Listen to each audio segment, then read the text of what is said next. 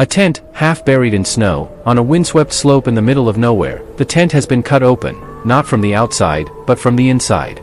Someone inside was desperate to escape. Outside, footprints led into the darkness. Some were barefoot. Some were made by socks. One person wore only a single boot. They were walking away from shelter, into a sub-zero night, down a mountain that had no name in any language spoken by the people who died there. 9 hikers entered these mountains in January of 1959. 9 hikers never came out. And what investigators eventually discovered would become one of history's greatest mysteries. In the winter of 1959, the Soviet Union was a place where difficulty was a badge of honor. Young, ambitious students didn't relax during their university breaks. They organized grueling wilderness expeditions instead. These expeditions could earn official sporting certification based on how brutally difficult the terrain was. At the cantor of one such expedition was a 23-year-old engineering student named Igor Dyatlov. At the center of one such expedition was a 23-year-old engineering student named Igor Dyatlov. He assembled a team of experienced skiers and hikers, most of them fellow students from the Ural Polytechnic Institute. Their expedition was rated Category 3, the most difficult grade recognized by Soviet sporting authorities. The plan was ambitious. The group would travel roughly 190 miles through the frozen wilderness of the northern Ural Mountains. Their destination was Mount Otorten, a name believed to come from the local Mansi language, meaning something like, "Don't go there." 10 people set out on January 23, 1959. Among them was the older war veteran Semyon Zolotaryov, who had joined the group unusually late. Before they left, the plan seemed simple. Once they reached the village of Vizhay on their return, they would send a telegram confirming they were safe. Nobody was immediately worried about a delay. Expeditions like this often took longer than expected. But 5 days into the journey, disaster struck, though at the time, it seemed like nothing more than bad luck. Yuri Yudin began suffering from severe sciatica, making it impossible to continue skiing under the weight of a heavy pack. Reluctantly, Yudin said goodbye to his friends and turned back toward civilization. He would become the only member of the group to survive. The remaining 9 continued deeper into the mountains, unaware that they were moving toward a night that would outlive every one of them. What happened next is reconstructed from physical evidence: footprints, scattered belongings, the tent, and the final positions of the bodies. Sometime after the hikers settled into their sleeping bags, something happened that changed everything. Whatever they believed was happening, it was serious enough to make every person inside the tent leave immediately. Not through the entrance. Through the fabric wall itself. The tent was later found sliced open from the inside, with cuts long enough for a person to climb through. Outside, temperatures may have fallen as low as -25 to -30 degrees Celsius. And yet the hikers left behind their coats, their boots, and much of their equipment.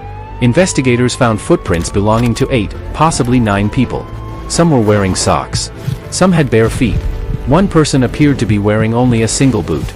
But the footprints revealed something even more disturbing. There were no obvious signs of a chaotic, panic-driven escape. The footprints moved in the same general direction, downhill toward a line of trees roughly a mile away. Whatever drove them from the tent, they had apparently decided, wordlessly and instantly, that staying inside was more dangerous than entering the freezing darkness. They ran toward the tree line. And that decision, rational as it may have seemed in the moment, placed them on a path from which none of them would return. When the telegram never arrived, friends and relatives grew anxious. Eventually, the Ural Polytechnic Institute organized a search. Volunteers, soldiers, and aircraft combed the region through the final weeks of February. On February 26, search teams finally found the tent, collapsed, half covered in snow, and slashed open from within. Inside were personal belongings, food, warm clothing, and supplies. Almost everything had been left behind. For experienced outdoorsmen, abandoning their only shelter in the coldest part of a Ural winter made almost no sense.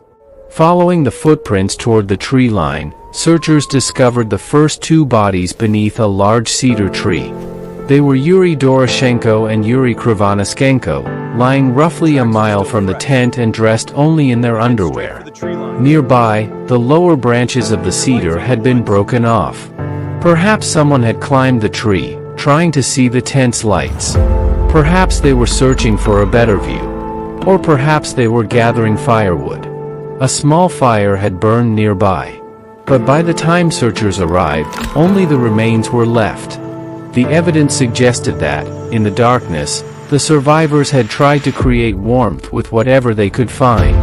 But the cold was stronger than their fire. Some of the hikers appeared to have tried to return toward the tent. They never made it back. Further searches revealed more bodies, some discovered in a ravine beneath deep snow. Several of the victims had severe internal injuries, including broken ribs and skull fractures. Yet in some cases, there were surprisingly few external wounds to explain the force behind those injuries. The question became even more disturbing. What could cause such devastating trauma in the middle of an isolated mountain? Investigators examined clothing, belongings, the bodies, the terrain, and even possible traces of radiation. The investigation produced evidence, but not a clear answer. Over the decades, theories multiplied.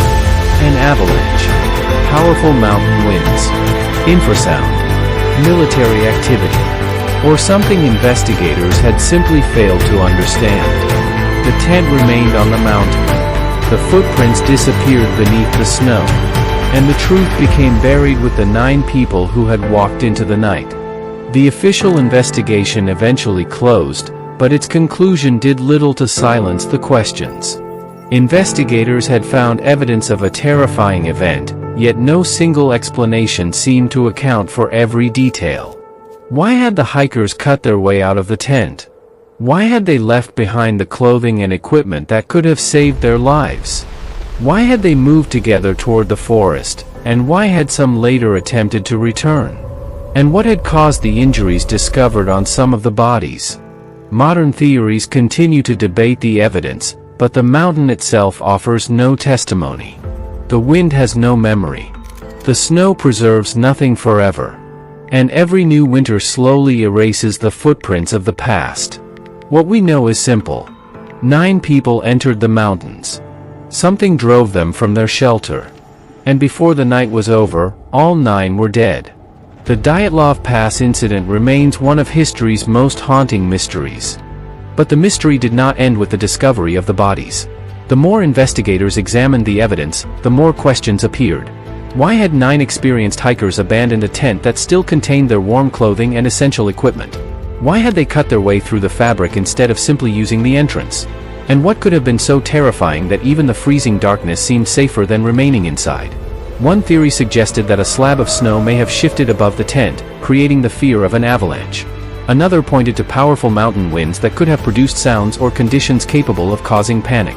Other theories focused on infrasound, military activity, or an event that investigators in 1959 simply did not understand.